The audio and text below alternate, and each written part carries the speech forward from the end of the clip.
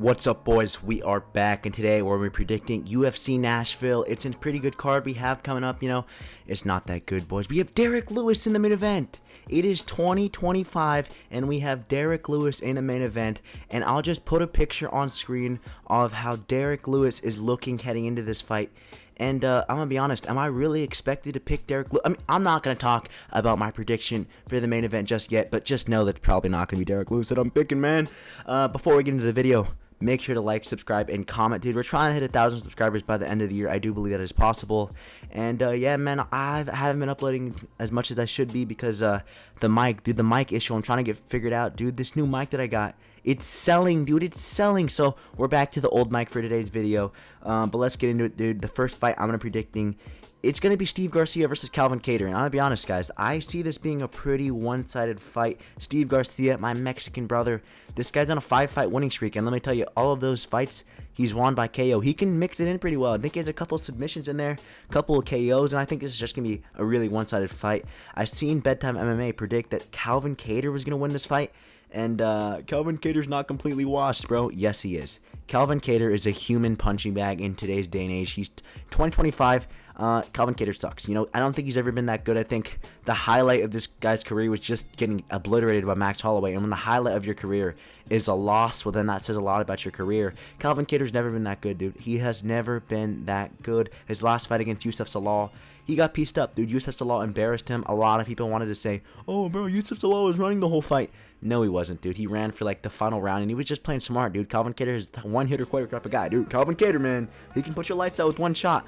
Youssef Zalal was playing that fight smart. Calvin Kattar's a bum, if I'm being honest. And Steve Garcia, dude, I don't see a way Steve Garcia loses this, dude. I think Steve Garcia, sometimes he can have his chin up in the air. I'm not going to hold that against him, But he's a marauder, dude, and he has grappling. He's a grappler, and he's a striker. When you're a marauder with grappling and striking, you can kind of get away with being a marauder, dude. Calvin Kattar, this kid's supposed to be a boxer. He has decent takedown defense, but I feel like everyone supposedly has decent takedown defense until they get taken down. Steve Garcia is going to run through this guy, and, before Steve Garcia, he's been able to finish all of his opponents. Calvin Kattar's last couple fights have went to decision. He's been surviving. He survived against Youssef Zalal, but Youssef Zalal isn't the type of guy to put you out with a punch. Steve Garcia is. Steve Garcia can knock you out. Steve Garcia can submit you.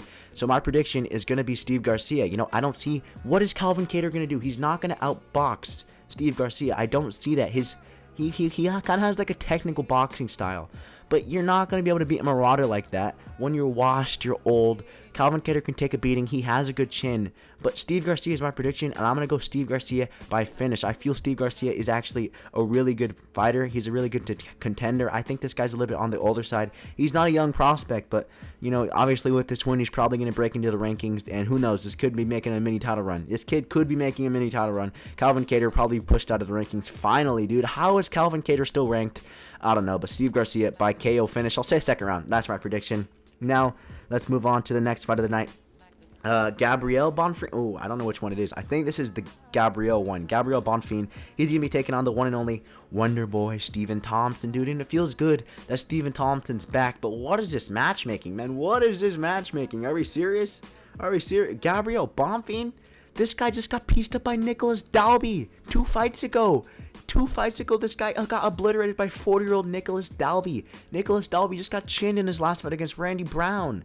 He can't be that good. Wonder Boy. People forget, man. People forget. In his last fight, he was 2-0 up against Joaquin Buckley. Maybe it was 1-1. I had Wonder Boy winning 2-0 going into that final round of the Joaquin Buckley fight. Obviously, it happened. He got chinned. I'm not going to discredit Joaquin Buckley, but Wonder Boy still has some decent ability. And I know that fight against Joaquin Buckley, we're edging up on a year, dude. I think in October, it'll be a year since that fight. Wonder Boy's been out for a minute. I don't anticipate this guy's going to be majorly washed. And Gabriel Bonfim, dude, I don't think he's that good. I understand he has that ground game. But Wonder Boy, dude, this guy has takedown defense on lock. His striking is some of the best in MMA history. I don't know, dude. I think having Gabriel Bonfim as the favorite in this fight is a really, really, really audacious thing to say. I think he's a big favorite. He's like minus 750. He got pieced up at Nicholas Dalby. I'm not forgetting that. Dude, the Bonfim brothers hype is completely gone. I'm not forgetting any of this. My prediction It's going to be Wonderboy, dude. Wonderboy's going to pull this out via crafty vet decision, dude. Wonderboy 17-8, I believe. And Gabriel Bonfim's like 17-1. I think that's a bit of a fraudulent record, if I'm being honest, boys. Wonderboy is my prediction. I'm going to go with the decision. I don't see Stephen Thompson getting a finish, but I like Stephen Thompson, dude. I was heartbroken when he got chinned in his last fight. And I think maybe we could be seeing a retirement if Wonderboy wins this. I think we can see a retirement from Wonderboy, win or lose. He's the oldest fighter in the UFC by far, dude.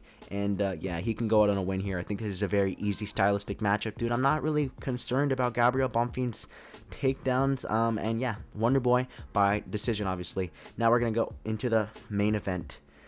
I mean, do I have to predict this? Do I have to predict this, man? Derek Lewis versus Talison Teixeira. Bro, oh, yeah, I'm talking about the inside foot battle of two blob heavyweights. Look how much these guys take up of the screen. Look, I'm gonna put Wonderboy, Stephen Thompson, and Gabriel Bonfim back on the screen. Look, they take up half of the screen compared to them. They take up half of the screen.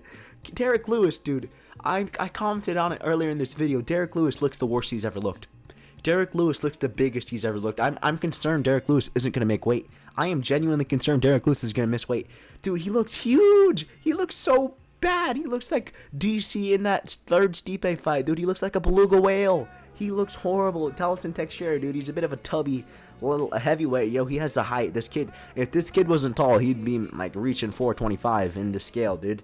But I'll predict this fight. I don't know why this is the main event. I think this honestly could have been a really good fight night if they actually give us a proper main event, dude. And I can't really take anything from other cards to put it on this, because if I was to take something from 318, well, then 318 would be looking abysmal. But you know, this fight, this card, sorry, I think it could do for one more big fight. But we got this instead, dude. I'm not here to complain. Derek Lewis versus Talison Teixeira, who I think is going to win this fight.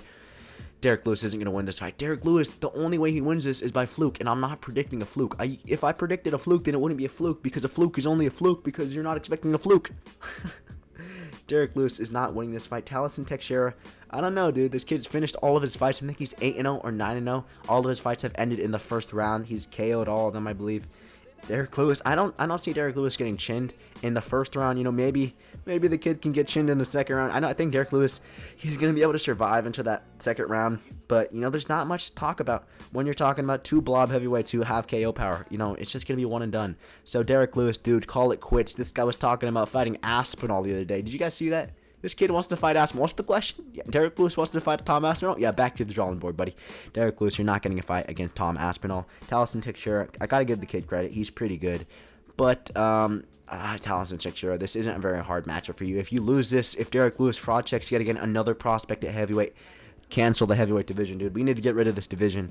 But yeah, my prediction for this fight is second round TKO. Maybe it won't be an actual flatline finish against Derek Lewis. I can see maybe it is, dude. Maybe Talison Teixeira just makes a big statement and just goes in there and flatlines Derek Lewis's beluga whale body. That would be funny. But yeah, Talison Teixeira by second round TKO, boys. And that's going to do it for today's video. I'm going to be releasing my GOAT list because a lot of people are talking about their GOAT list. Lucas Glazy dropped the GOAT list, and it's generationally bad. So I'm going to be making my GOAT list tomorrow. I'm going to be reacting to other GOAT lists, so make sure to stay tuned.